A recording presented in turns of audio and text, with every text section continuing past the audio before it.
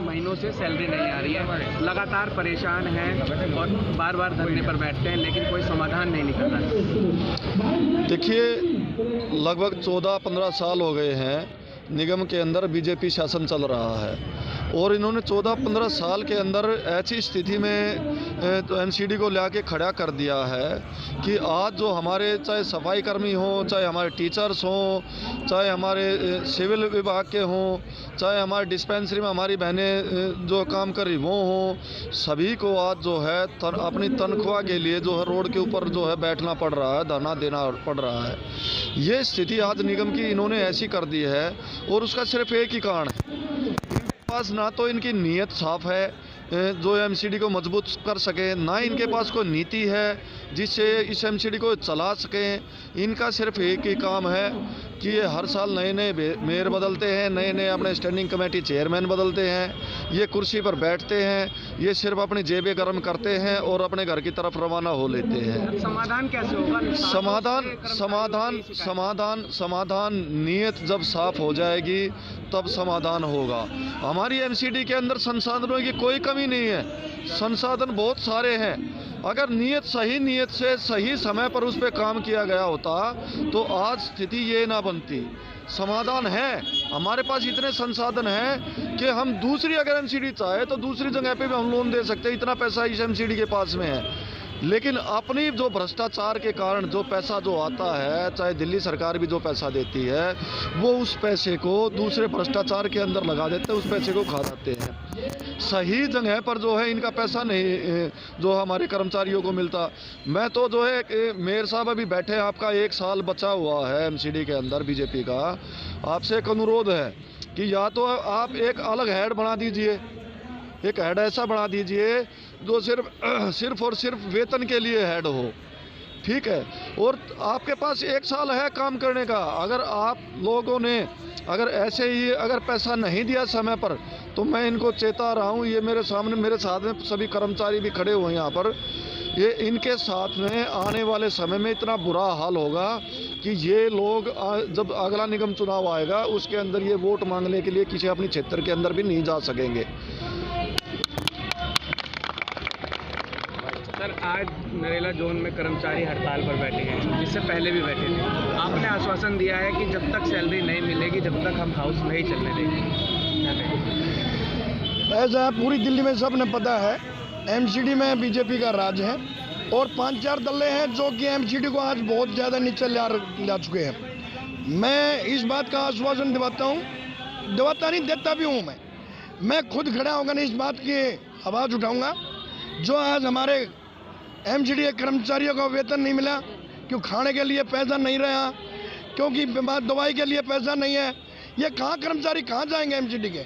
लेकिन मैं इस बात का वादा करता हूँ, लेकिन हाउस जब चलेगा जब इनका वेतन मिलेगा, अगर ये वेतन इनका खाते में नहीं आया तो इनका हाउस नहीं चलने दूंगा। बिल्कुल भी हाउस के साथ मैं खड़ा रहूँगा कर्मचारियों के साथ। जी सर, क्या मांगे हैं आपकी? कितने समय से आपको सैलरी नहीं मिली? हमारी पूरे निगम की किसी की 5 महीने की होगी, किसी की 4 महीने की सैलरी हो गई। जो कर्मचारी रिटायरमेंट हो जाता है उसकी पेंशन नहीं दी जा रही 5-5 महीने से, और हम जब तक हमारी सैलरी नहीं मिलती और हम लोगों को निगम के जितने भी कर्मचारी इनको पक्का नहीं किया जाता तो इतना हड़ताल ऐसे ही जारी रखेंगे। और आने वाले समय में हम चौराहे पे जो गाड़ी कूड़ा उठाती है वो चौक पर डाला जाएगा, सीवर बंद किए जाएंगे और दिल्ली में इतना बुरा हाल किया जाएगा। अब ये जो सरकार बैठे, महापौर बैठे हैं, इनकी आने वाले समय में समझ में नहीं आएगा। हमारा एक कर्मचारी बहुत ही मतलब गरीब आदमी है, सफाई करने के लिए सुबह 5 बजे चलता है, 6 बजे तक रहता है, 8 घंटे की ड्यूटी करता है, खड़े में शिवरों के अंदर पड़ जाता है, लेकिन उनकी कोई सुविधाएं नहीं है। लेकिन इतनी इनकी सुविधाएं पूरी नहीं मिलेगी, इतना हम ऐसे अड़े रहेंगे चाहे हमारा कितना ही कुछ भी हो। मैं ये कहना चाहती हूँ कि जैसे मैं भी काम करेनी हाउस नंबर 9 से हूँ, और इनकी जो व्यवस्था, जो हमारे गरीब आदमियों की जो ये मतलब मजदूर हैं और मजदूरी में 5 बजे उठ के 4 बजे उठ के इतनी दूर से आते हैं, बहुत से तो जो 50-50 30 किलोमीटर से, जो इंसान 10 बजे नहीं उठता, और ये सफाई कर्मचारी 4 बजे उठ के यहाँ जाता है ड्यूटी के लिए, हाजिरी देने के लिए, और उनकी व्यवस्था मजदूरी की, उनके बैंकों में, उनके खातों में एक पैसा नहीं गया। तो शर्म की बात है। मोदी सरकार को तो डूब के मर जाना चाहिए कि ऐसे आदमियों की भी तू तनख्वाह रखेगा तो आगे कैसे गवर्नमेंट को चलाएगा। और बहुत है बात कहने के लिए, लेकिन हमारे भाई कुछ आगे की क्या रणनीति रहेगी अगर आपकी मान के चलो सैलरी नहीं आती है कुछ दिनों में और नहीं आती है, तो आगे क्या हमारी सबसे बड़ी रणनीति ये रहेगी, हम 7 तारीख से रोड के ऊपर बैठे हैं, सभी जोन्स हमने बंद किए हुए हैं, स्विक सेंटर पे भी बंद किया हुआ है। आगे की रणनीति ये है ज्वाइंट फ्रंट की, तब तक हमारी सैलरी नहीं आएगी तब तक हम काम नहीं करेंगे। जो हमारे पास वर्कशीट आती है उसको बच्चों में डिस्ट्रीब्यूट नहीं करेंगे, कापी हमारे स्कूल में आई पड़ी हैं वो नहीं करेंगे, और जो सफाई वालों का है, रोड पर कूड़ा पड़ा है वो ऐसे का ऐसा पड़ा रहेगा। वैक्सीनेशन का काम है हेल्थ विभाग की तरफ से, उसको हम पूर्ण तरह से बंद करेंगे। अगर सरकार ठीक ढंग से हमारी बात सुनती है और हमारा 5 महीने का वेतन, जो हमारे सीनियर सिटीजन है 6 महीने की पेंशन, आप ये देखिए आज हमारा वो बुरा हाल है कि हम अपने बच्चों की फीस नहीं दी जाती। स्कूल वाले जब हम उनका फीस नहीं देते तो बच्चे को लॉग आउट कर देते हैं, उनकी क्लास नहीं हो पा रही। तो इससे बड़ा दुर्भाग्य क्या होगा अगर मेरा बेटा मेरी बेटी मुझे ये कहती है पापा मुझे क्लास से लॉग आउट कर दिया गया। मैं कहता हूँ बेटा क्या करेंगे, थोड़ी सी मेहनत और कर लो या किसी बच्चे से देख लो, लेकिन ऐसा कुछ नहीं है। इतना बुरा हाल है। आज परचून की दुकान वाला भी ये पूछता है नौकरी लग रहा है मास्टर जी या छूट ली, क्योंकि 1 महीना हो जाए, 2 महीने हो जाए, 3 महीने हो जाए, 5 महीने हो गए, घर चलाना बहुत भारी हो रहा है। मकान का लोन ले लिया, किस्त देनी बहुत भारी हो रही है। बैंक ने इतना बुरा हाल कर दिया, हमें इतनी गंदी नज़र से देखते हैं। अगर ये एमसीडी का कर्मचारी है या कोई चोर है, चोर की धारणा हमारे बीच में आ चुकी है। तो मेरी सरकार से निवेदन है कि सरकार कहीं से भी बंदोबस्त करें, हमारे सभी कर्मचारियों का पूरा वेतन दे, और हमारे बीच में जो एक कच्चे पक्के की खाई है, डेथ केस में डेली वेजर या कॉन्ट्रैक्ट लगाया जाता है, एक ऐसा रूल लाया जाए, एक वो परमानेंट लगाया जाए। हमारे ये जो भाई बहनें काम कर रहे हैं, आप ये देखिए, सरकार कहती है महिला पढ़ेगी तो सब कुछ पढ़ेगा, आदमी 3 पीढ़ी पढ़ेगी, एक लड़की पढ़ेगी। तो ये मेरी बहनें सुबह फटाफट अपने बच्चों को सूता छोड़ के काम पे आती हैं, ये अपने बच्चों के बाल भी नहीं बा पाती, उनको कहती हैं आप स्कूल चले जाओ।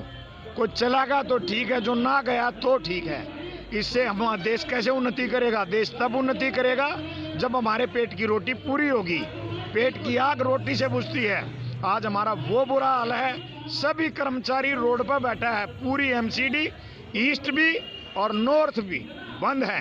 एलजी साहब अगर मेरी बात सुन रहे हो तो एलजी साहब बीटीडीए के चेयरमैन हैं, मेरी उनसे भी रिक्वेस्ट है, और चीफ सेक्रेटरी दिल्ली सरकार मेरी बात को सुन रहा हो तो उसको भी पता है, क्योंकि वो सेंट्रल गवर्नमेंट का नुमाइंदा है। सेंट्रल गवर्नमेंट ने, गृह मंत्रालय ने हमारा पैसा देना होता है, क्योंकि निगम का कर्मचारी वो कर्मचारी है जो दिल्ली सरकार के साथ काम करता है, केंद्र सरकार के साथ मिलकर काम करता है। लेकिन इन 2 सरकारों के बीच में हम लोग पिछड़े हैं। उसने अपना पैसा नहीं देना, ये अपनी राजनीति रोटियां सेक रहे हैं, थोड़ा सा पैसा दे दिया, क्योंकि चीफ सेक्रेटरी एमसीडी एक ऑटोनमस बॉडी है, और चीफ सेक्रेटरी ने हमारा सॉल्यूशन निकालना चाहिए, एलजी साहब ने सॉल्यूशन निकालना चाहिए। हमारे देश के बड़े कद्दावर गृह मंत्री अमित शाह जी हैं, जितना ध्यान गुजरात की तरफ रहता है इतना ध्यान दिल्ली की तरफ भी रहना चाहिए, दिल्ली के कर्मचारी की तरफ भी रहना चाहिए। धन्यवाद। मैं अपनी वाणी को विराम देता हूँ और मैं कोशिश करता हूँ अगर सरकार तक ये मेरी बात जाए और सरकार इस पर अमल करे। सही बात।